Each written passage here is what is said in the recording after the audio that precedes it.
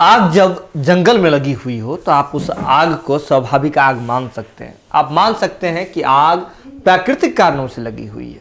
लेकिन जब आग राजनीतिक दलों के भीतर या फिर राजनीतिक दलों के बीच में लगी हुई हो तो आप इस आग को अन्यथा तो नहीं ही लेंगे। आप ये नहीं मानेंगे कि आग प्राकृतिक रूप से लगी हुई है या फिर ये आग जो है स्वाभाविक रूप से लगी हुई है।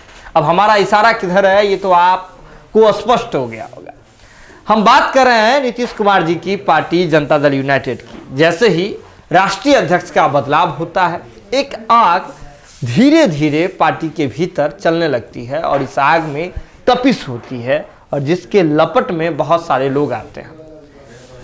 जैसे ही ललन सिंह जी जदयू के राष्ट्रीय अध्यक्ष बनते हैं, पटना में उनके स्वागत में बड़े बड़े होर्डिंग्स लगाए जाते हैं। आपको बता दें कि ललन सिंह जी जब राष्ट्रीय अध्यक्ष बनते हैं उसके कुछ दिन बाद पटना आने की वो सूचना देते हैं और उनके समर्थक पूरे पटना को होर्डिंग से पटा देते हैं। इसके बाद इस पूरे प्रकरण में हमने देखा था कि किस प्रकार से अभय कुशवाहा जी का नाम आता है, यानी कि पोस्टर पर तस्वीर को लेकर के अभय कुशवाहा जी इस पूरे मामले में सबसे बड़े पॉइंट ऑफ अट्रैक्शन बन जाते हैं।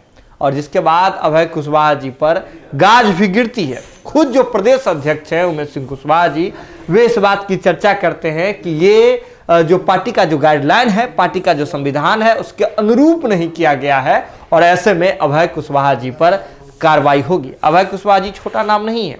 जनता दल यूनाइटेड के दक्षिणी बिहार के पूर्व में युवा के प्रदेश अध्यक्ष रह चुके हैं।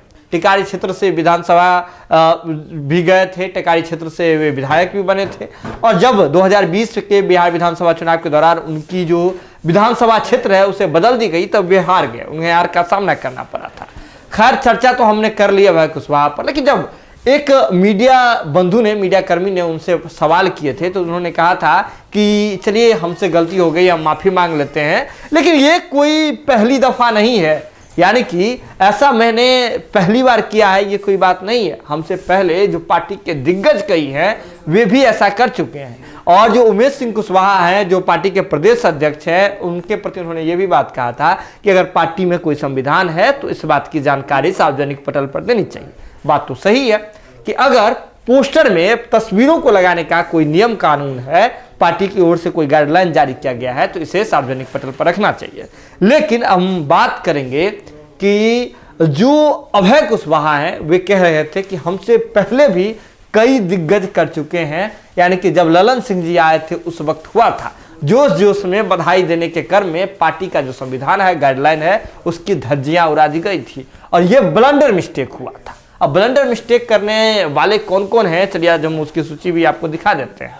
पटना में कई जगह पर यह तस्वीर, ये पोस्टर अभी भी है, लेकिन कई जगह पर से विवाद बढ़ने के साथ ही इस पोस्टर की छुट्टी कर दी गई, यानी कि पोस्टर जो है उसे उतार लिया गया।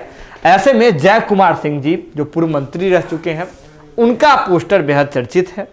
उन्होंने जो पोस्टर लगाया था ये आपको डिस्प्ले पर दिख रहा होगा, उसमें से आरसीपी सिंह जो जदयू के पूर्व राष्ट्रीय अध्यक्ष हैं, अभी वर्तमान में केंद्रीय मंत्री हैं, जदयू कोटे से गए हैं, उनकी तस्वीर गायब है। साथ ही साथ किसी प्रदेश का जो मुखिया होता है, किसी भी पार्टी में प्रदेश का जो सुप्रीम होता है, वो उस प्रदेश का प्रदेश अध्यक्ष होता है।